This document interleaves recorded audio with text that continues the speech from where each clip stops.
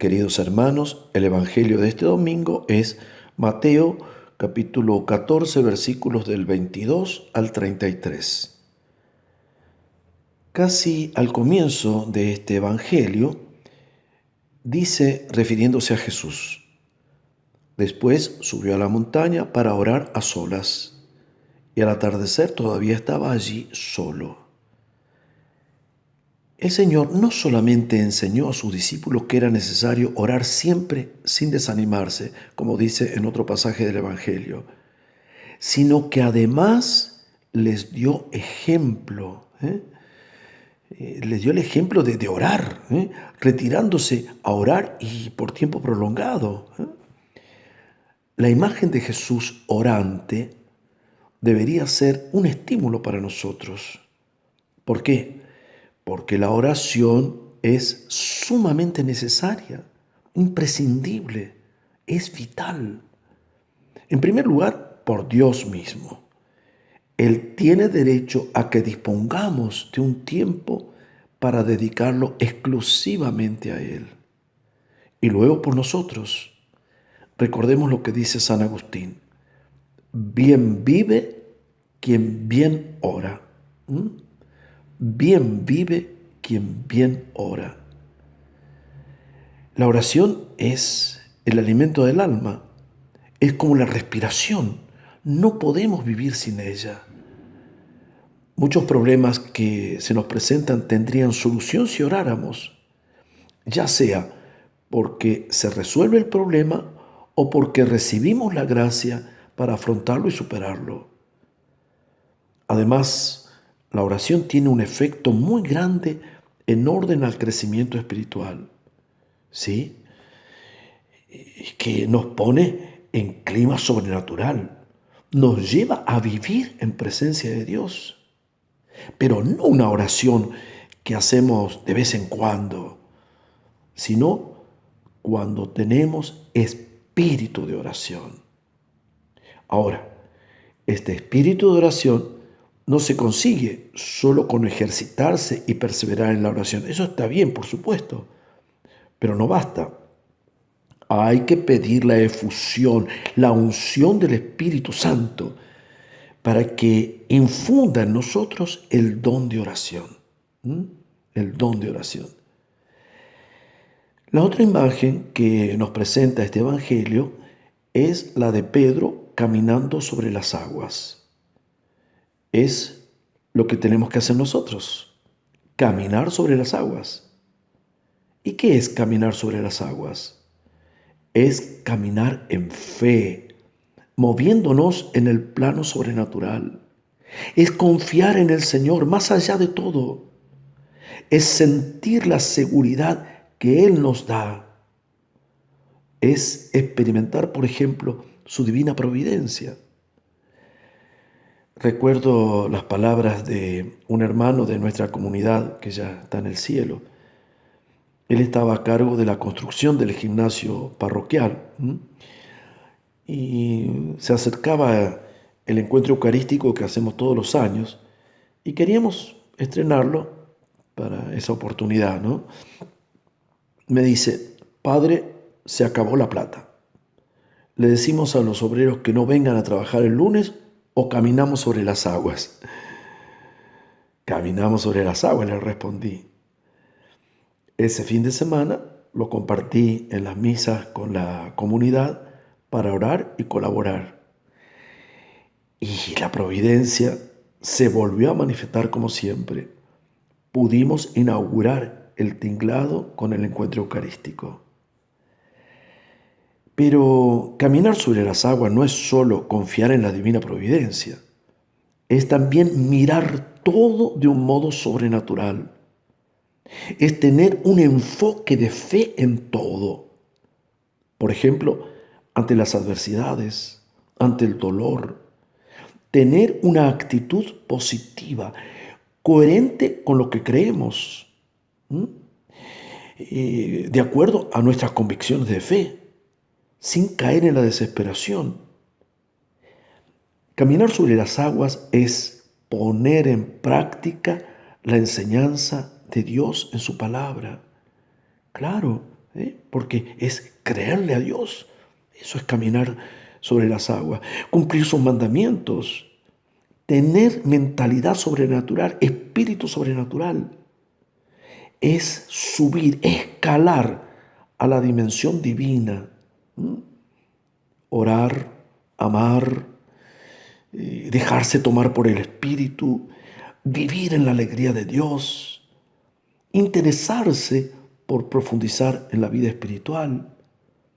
¿Ven? Todo esto, en definitiva, es hacer como Pedro, tener los ojos fijos en el Señor, depender de Él, abandonarse en Él, confiar en Él audazmente.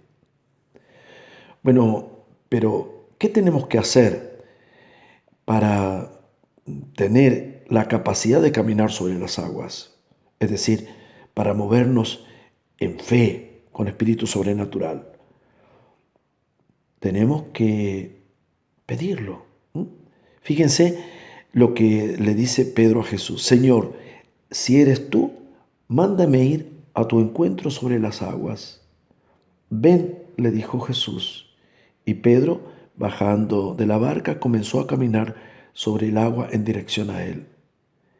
Hay que pedir fe, hay que pedir fe, una fe fuerte que me dé seguridad para animarme a todo, animarme a vivir intensamente la vida cristiana, animarme a servir a Dios y a mis hermanos, animarme a responder a todo lo que el Señor me pida, animarme en definitiva a la santidad.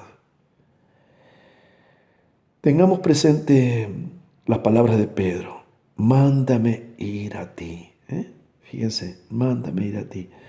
Le está diciendo: dame fuerzas para caminar sobre las aguas. Pero ¿qué pasó cuando Pedro dejó de mirar a Jesús? Se hundió, se hundió. Así nos ocurre a nosotros. Cuando dejamos de centrar en Cristo nuestra mirada, cuando dejamos de centrar nuestra vida en Él, nos hundimos. Es decir, si perdemos nuestra confianza en Él, si abandonamos los medios que nos conectan con Él, quedamos librados a nuestras pobres fuerzas humanas y nos hundimos. Nos hundimos espiritualmente e incluso anímicamente.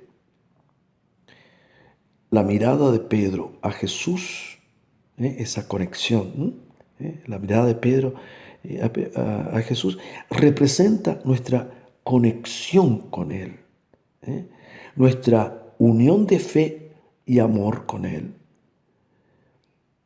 Por último, veamos lo que ocurre al final de esta escena. Dice: en cuanto subieron a la barca, el viento se calmó. Los que estaban en ella se postraron ante él, diciendo: verdaderamente tú eres el Hijo de Dios. Al ver el poder del Señor, los discípulos se postran ante él. Se despierta la fe en ellos. Miren qué hermoso. Se despierta la fe en ellos. Bueno, esto es lo que produce la acción poderosa del Señor cuando obra prodigios, milagros. Santo Tomás dice que los milagros son necesarios para despertar la fe. Mis hermanos, nosotros como iglesia tenemos que pedir al Señor que obre prodigios, sanaciones, liberaciones, signos que manifiesten su poder, su divinidad, su misericordia, su presencia viva. Y nosotros tenemos que ser los instrumentos para que Él realice estas maravillas. Eso es evangelizar con poder. ¿Cuántos casos de conversiones, de acercamiento a Dios se dan por esos signos que Él obra? Es innumerable la cantidad de testimonio que podría contarles. Les cuento solo dos. el caso de una señora que durante muchos años estuvo sumida en un pozo de depresión. Fue inútil todo lo que hizo humanamente para salir. No, no pudo hacer nada con tratamiento. Yo no digo que esté mal tratarse psicológicamente, porque a veces es necesario, pero bueno, pero en ella no resultó, no le dio resultado. Y bueno, yo, ¿qué hice? Simplemente la llevé a un encuentro con Jesús, a una buena confesión, una oración de sanación. ¿Y qué pasó? Nació de nuevo. ¿Mm? Y realmente el Señor la sanó y luego perseveró en su vida cristiana. Se reavivó su fe. Fíjense, a partir de este hecho de que el Señor la sana, se reaviva su fe. Y luego la expresaba en su vida. Miren qué hermoso. El otro caso, el de un hombre con cáncer en el hígado. El Señor lo sanó a través de la oración y eso despertó la fe no solo en él, sino también en todo su entorno, en su familia, sus amigos, algo asombroso, maravilloso, ¿no? Y, sí, es que el Señor obra de esta manera, a través de esos signos despierta la fe. Este Jesús que obraba esos prodigios, como vemos en el Evangelio, está vivo entre nosotros. Y bueno, este Jesús manifiesta su gloria, su poder, y eso despierta la fe. Señor, queremos pedirte que sepamos valorar la importancia de la oración. Úngenos con tu espíritu para tener espíritu de oración. Danos la gracia de caminar sobre las aguas, es decir, movernos de un modo sobrenatural, poniendo nuestra mirada, nuestra confianza en ti. Y te pedimos también que te manifiestes obrando prodigios para que muchos crean en ti. Madre nuestra, alcánzanos la gracia de vivir lo que tu divino Hijo nos enseña. Amén. Y les dejo mi bendición. Que la bendición de Dios Todopoderoso, Padre, Hijo y Espíritu Santo, descienda sobre ustedes y permanezca para siempre. Amén. Aleluya. Gloria a Dios.